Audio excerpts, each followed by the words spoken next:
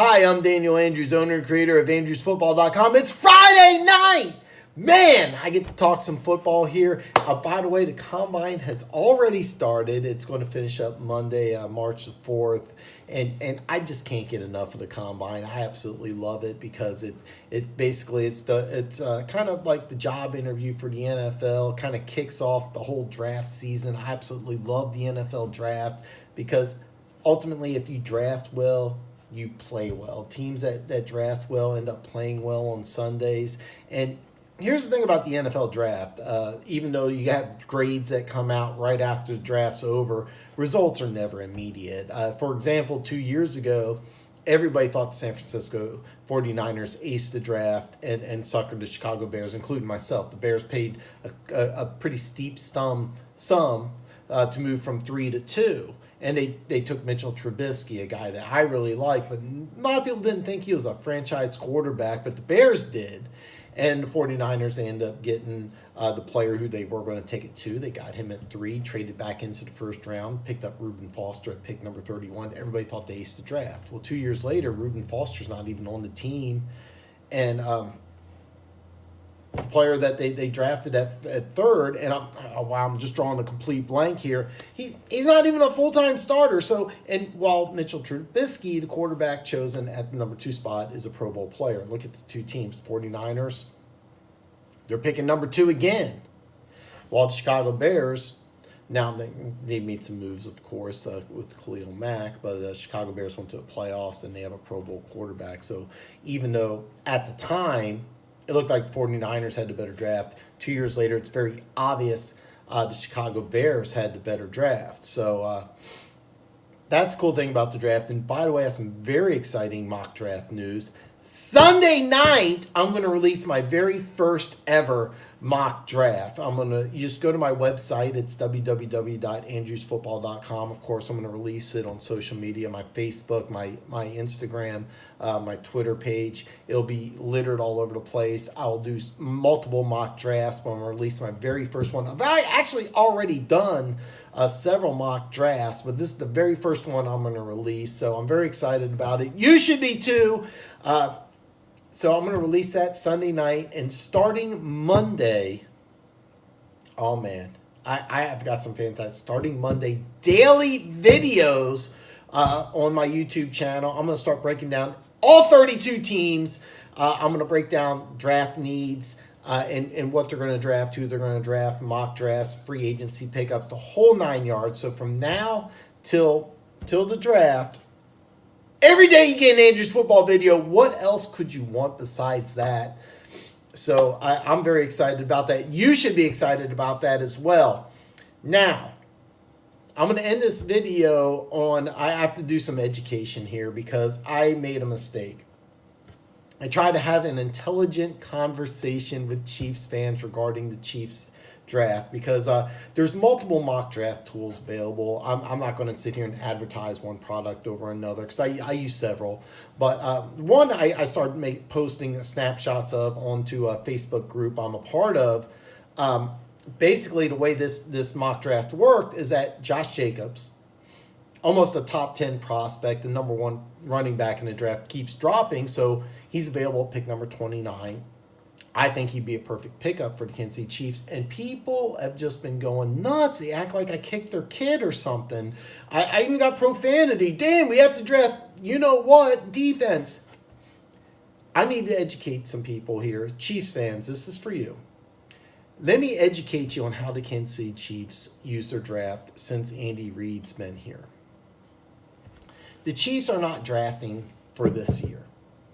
They're drafting for 2020 and beyond. How do I know? Well, let's take a look. 2013, very first pick in the draft, Eric Fisher to be the left tackle. You know what he played in 2013? Right tackle, because we had Brandon Albert on the left side. So in 2014, what Eric Fisher do? He went over to the left side, my mistake, and Brandon Albert took a lot of money to go to Miami. But he wasn't the starting left tackle. He was a starting right tackle. A little different scenario because he was a starter. Now, 6 years later, he became a Pro Bowler, but he wasn't a Pro Bowler right away. A lot of people wanted to label him as a bust. Now, I knew that it was going to take him some time. I didn't think it was going to take 6 years, but I knew he was going to take some time, and I had a lot of faith in the Chiefs organization. He was going to be a Pro Bowler, but not only was he not a Pro Bowl left tackle right away, he played right tackle. The Chiefs knew that in 2014, Eric Fisher was going to be a starting left tackle, not 13. Let's look at 2014. We got Dee Ford. Dee Ford wasn't an immediate starter. Dee Ford was there to replace Tamba Ali.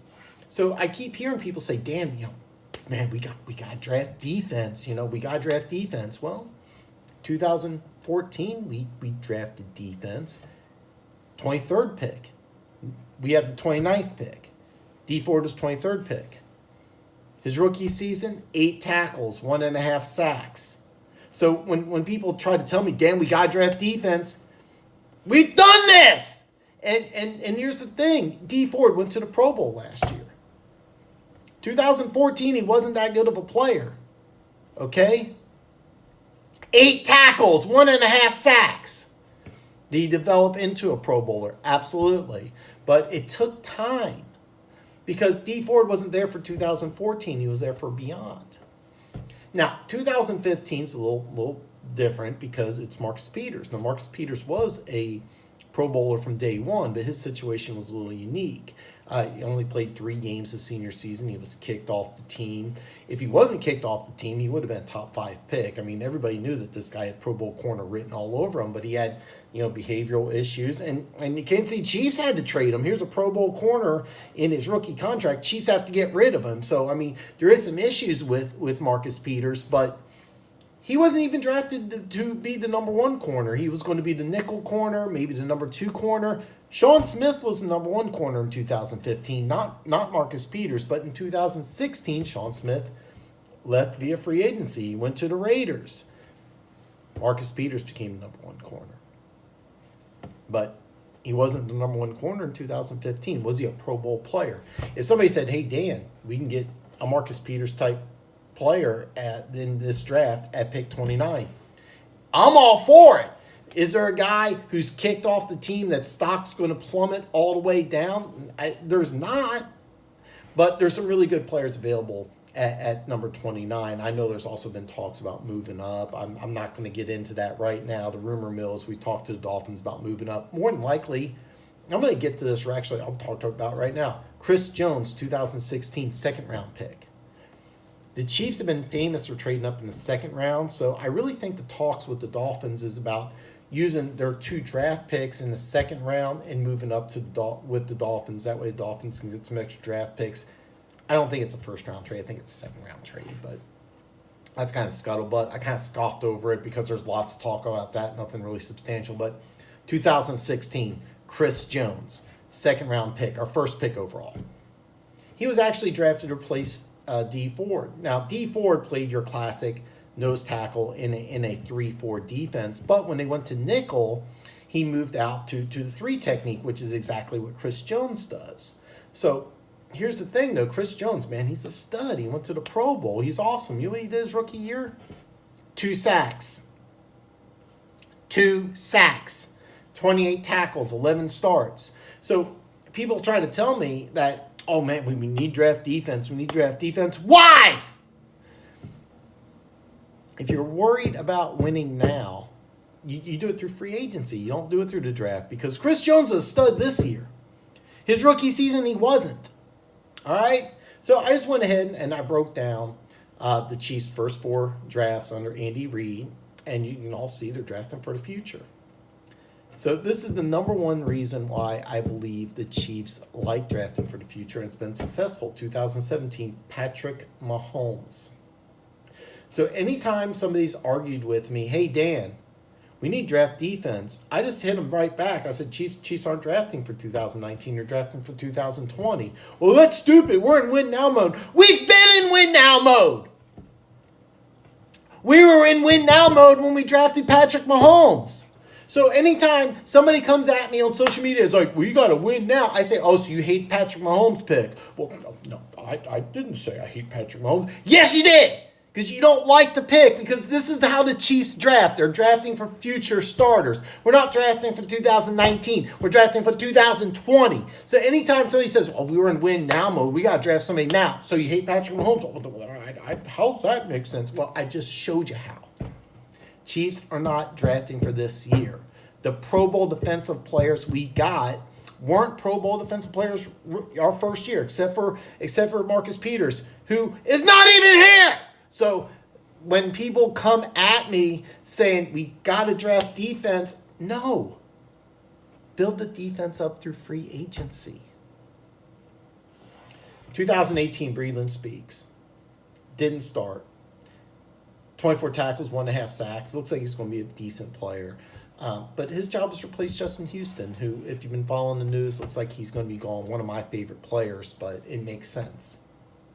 Again, our first player we drafted. We went all defense last year. What happened? Sutton's gone. And Speaks may be a good player, but he didn't contribute this year. So here's the thing, Chiefs fans. The Chiefs organization has been highly successful drafting for the future. Sammy Watkins, this is his last year in Kansas City. Hopefully it's not Tyreek Hill's year, but one of those two guys has got to go. So if Josh Jacobs is available at pick number 29, do I think we should draft him? Absolutely. But I really think that you may see a wide receiver drafted in the first round, because the Chiefs are in, yes, they're in win now mode, but they're also thinking of 2020. And they're also thinking, hey, we have to give Patrick Mahomes a lot of money. I know he loves Kansas City and everything, but more than likely the Chiefs are going to break the bank. I fully expect, I said this last year, I think Patrick Mahomes ended up getting $200 million from the Kansas City Chiefs. Unfortunately, there's this thing called salary cap, so the Chiefs are actually working on that now. So it makes sense for them to try to get starters around Patrick Mahomes that are draft picks, because you don't have to pay him as much. Makes sense, doesn't it? So at the 29th pick in the draft, if the Kansas City Chiefs do draft an offensive player, do not lose your mind. We're going to build our defense through free agency. Speaks is going to be a better player. Chris Jones looks like he's going to be a star. I think in this defense he's really going to excel. If D Ford's still a Kansas City Chief, every single year he's gotten better and better and better. Don't freak out, Chiefs fans. We may draft offense with the 29th pick overall in the draft. So keep in mind, Sunday, my mock draft comes out. Monday, daily videos. What else could you want than that? The only thing I do is that, the only thing I'm going to ask for you to do, actually, is just see this button right down here. There's this button right here. This is this real red button. It's a kind of Chiefs red. Bam! Hit that button. Become one of the greatest people on planet Earth. Wait till Sunday. I'm releasing a mock draft. And then Monday, daily video. So until Monday.